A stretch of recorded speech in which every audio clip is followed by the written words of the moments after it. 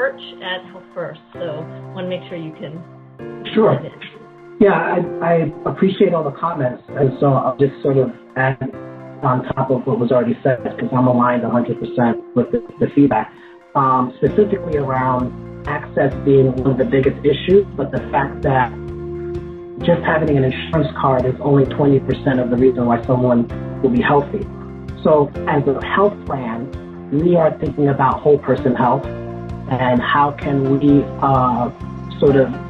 invest in other parts of the member. And so just to give some examples, we partnered with City Harvest because one of the biggest issues that arose during COVID back in March and April was food insecurity. And we were able to pop up food pantries in food deserts where people had an inability to get food or were waiting on long lines so that they could get food. And in the instances where they weren't able to leave their home because they potentially had COVID, we were getting food delivered at least to their door. And so that's just an example of a health plan realizing that if someone is discharged from Harlem Hospital, from Presbyterian, and they go back to their home after discharge and their refrigerator is empty, they will end up back in the hospital. And so the importance of food after someone's discharge is so critical to avoiding the readmission. So that's how we set it as a health plan. On the other piece, on the digital divide is not just with the patient, it's also with the doctor.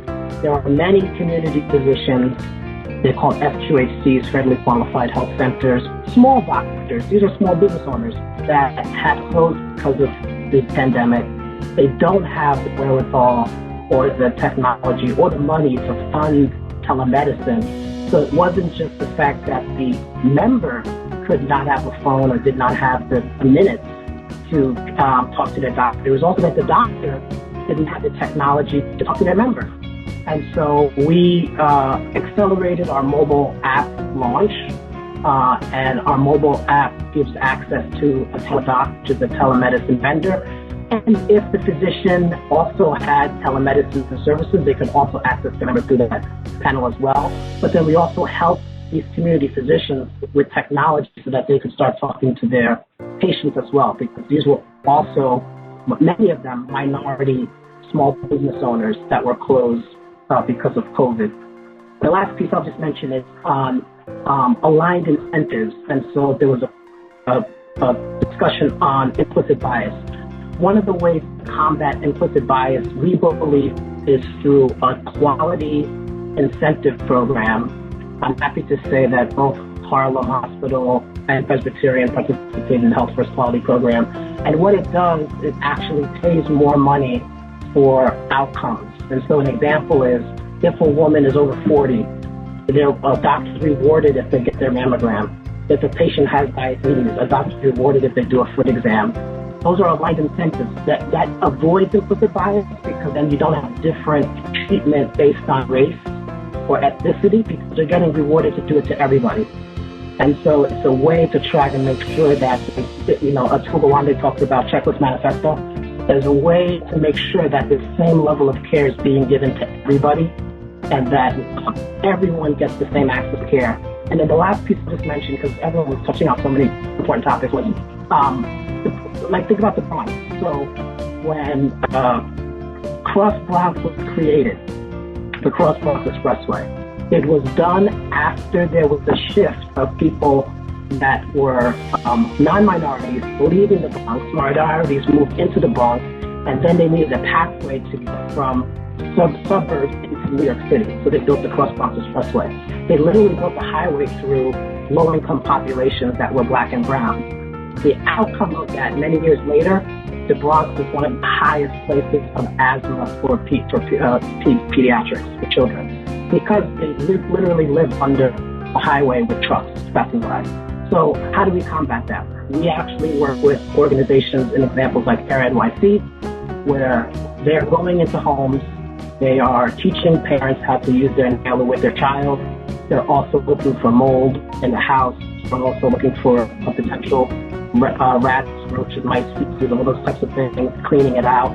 So that at bare minimum, we can't change the Cross Bronx Expressway, but what we can try to do is make sure that a low-income home is clean so that the child can breathe. And so those are just some ways that as a health plan, we just don't give an ID card, but we're thinking about whole person health. What I'm seeing from the new administration in terms of the level of diversity at the cabinet level, and it's not diversity for diversity's sake. These are some of the most qualified people in the country, which is also a good example for corporate America, that you can get to diversity at the top and not sacrifice expertise, which for some reason is still a misnomer in today's society. With the new administration, what changes you might expect to see? And start and have our folks jump in. So for us, I'm excited about what I'm seeing from the new administration in terms of the level of diversity at the cabinet level, and it's not diversity for diversity's sake. These are some of the most qualified people in the country, which is also a good example for corporate America, that you can get to diversity at the top and not sacrifice expertise, which for some reason is still a misnomer in today's society. And then the other thing is there is a focus on health disparities. People are saying systemic racism.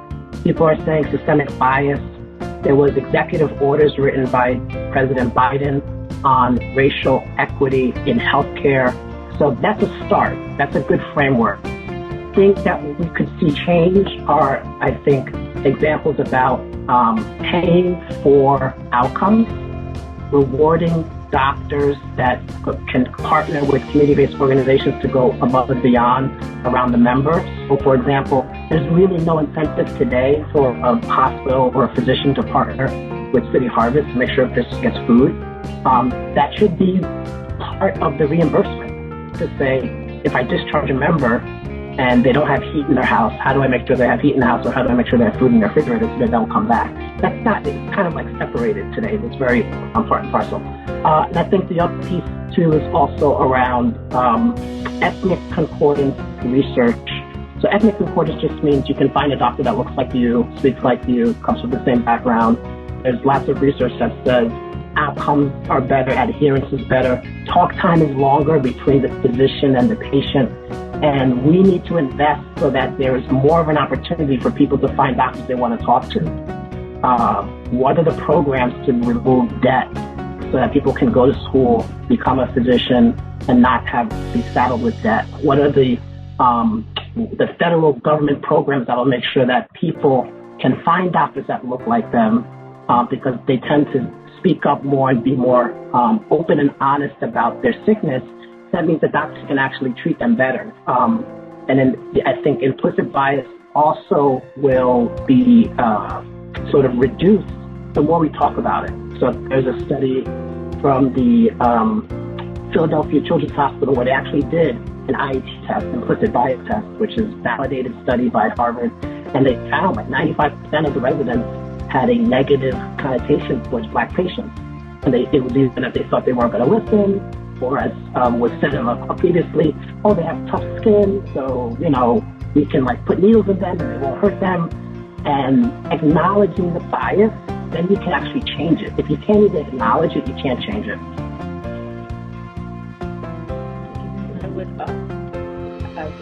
So, Errol for president. YMCA a little bit, but the work that has been done on childhood obesity reduction is absolutely amazing. The fact that you have a sliding scale for your gyms so that people that cannot afford a Y membership can still get access. After school programs, FAT prep, that's free of charge. I think you guys are doing all the right things. The diabetes prevention program that now gets reimbursed by Medicaid and Medicare, awesome. So there's so many, I think, programs you guys are doing. YMCA, like many nonprofits, suffer from being the best kept secret in New York City.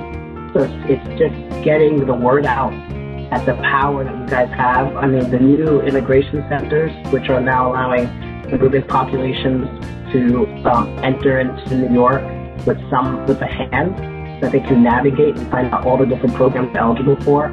I know some of your locations are now being used for COVID vaccinations. That tears down barriers for people who are scared and nervous. That decreases vaccine hesitancy. I don't know anyone that I live in the Bronx. I don't know anyone in the Bronx that wants to go to Jacob Javits Center, But if they could go to Y in Flatbush, yeah, I'll get vaccinated there. But I've been there before. So I think you're doing all the right things. I think it's how do you catalog it all and showcase that you're not just a gym, like you literally are a healthcare behemoth with all the different programs you have.